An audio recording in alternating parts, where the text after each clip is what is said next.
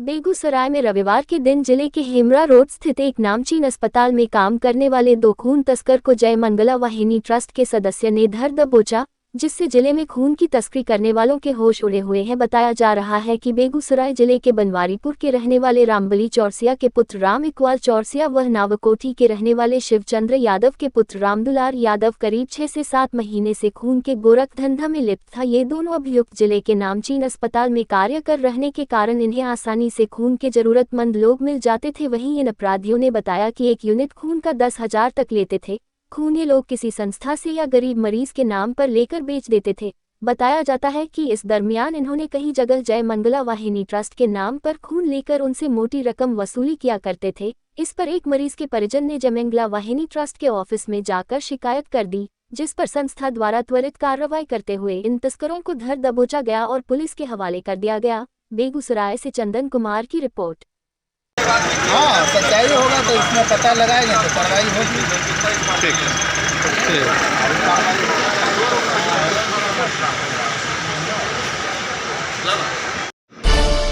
Audio Jungle.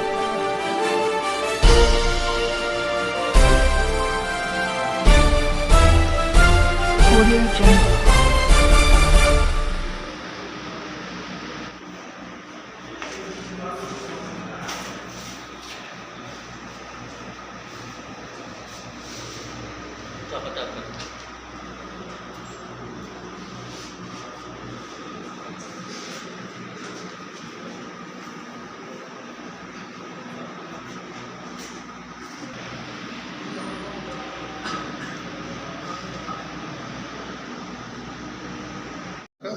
आज विगत कुछ दिन पहले एक लगातार न्यूज आ रही थी जो मतलब जो है सो ब्लड का कारोबार यहाँ पे हो रहा था। तो जय मंगला वाहिनी एक ऐसी संस्था है जो कि निःशुल्क ब्लड मुहैया कराती है और लगभग विगत 3-4 वर्षों में रक्त की क्रांति बेगूसराय जिला में ले आई और 2900 प्लस रक्तदान हम लोग निःशुल्क किए हैं। जबकि हम लोग मरीज परिजन से हम लोग एक गिलास पानी की भी अपेक्षा नहीं रखते हैं और निःशुल्क ब्लड देते हैं। लेकिन तथाकथित कुछ चंद हॉस्पिटल हैं बेगूसराय में नामी जो कि खुद को अपने आप को ब्रांडेड कहते हैं, उनके द्वारा ब्लड का जो है कालाबाजारी कर रहा है। मैं एक परिजन हैं जो हम लोगों को शिकायत किए थे, मैं उनका नाम प्रदर्शित नहीं करना चाहता हूँ क्योंकि उन्होंने अपना नाम गुप्त रखने को बताया था। और उसके बाद जो है 2 यूनिट ब्लड का उन्होंने 22,000 रुपया लिया था, जिसमें आज मैं कुछ स्टाफ को वहाँ से पकड़ा था और पकड़ करके यहाँ पे लाया हूँ। थाना को भी बुलाया है, थाना के सामने में मैंने पूछताछ किया और सारा स्टेटमेंट उन्होंने दिया है। उनके देने के बाद मैं अभी इसको थाना को सुपुर्द कर रहा हूँ रतनपुर ओपी को। और जो भी इस तरह के कुकृत्य कर रहे हैं बेगूसराय जिला में, उसको जय मंगला वाहिनी छोड़ेगी नहीं और बिल्कुल पकड़ कर। कौन सा अस्पताल से ऐसा हो रहा है? आप नाम बोल सकते हैं उसका? जान बहुत सारे ऐसे अस्पताल हैं भैया, और एक दिन सारे हॉस्पिटल का आप लोगों के नाम सामने में खोल के रख दूंगा। और इस तरह का अभी मैं नाम नहीं बताना चाहता हूँ क्योंकि हॉस्पिटल का जो स्टाफ है वो खुद स्टेटमेंट शायद दिया है आपको और आप लोग खुद समझदार हैं क्योंकि मैं तो ऐसा कर नहीं सकता। क्या नाम हुआ आपका? मेरा नाम अमर कुमार हुआ, मैं संस्थापक सदस्य हूँ जय मंगला वाहिनी। मंगला वाहिनी को ये सूचना मिल रही थी जो जिले के कुछ प्रतिष्ठित अस्पतालों द्वारा खून का अवैध कारोबार चल रहा है।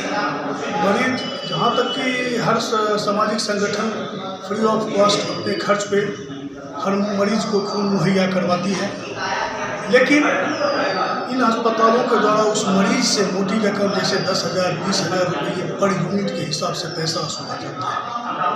इसी बीच एक पेशेंट के अटेंडेंट ने मैसेज भेजा हम लोगों के सदस्य में से किसी एक को, नाम बताना उचित नहीं है, तो सर मुझे 20,000 रुपया 2 यूनिट ब्लड के नाम पे वसूला गया है और ये कहा जा रहा है जो आपके संगठन के किसी सदस्य को पैसा देके मैंने ये ब्लड दिया।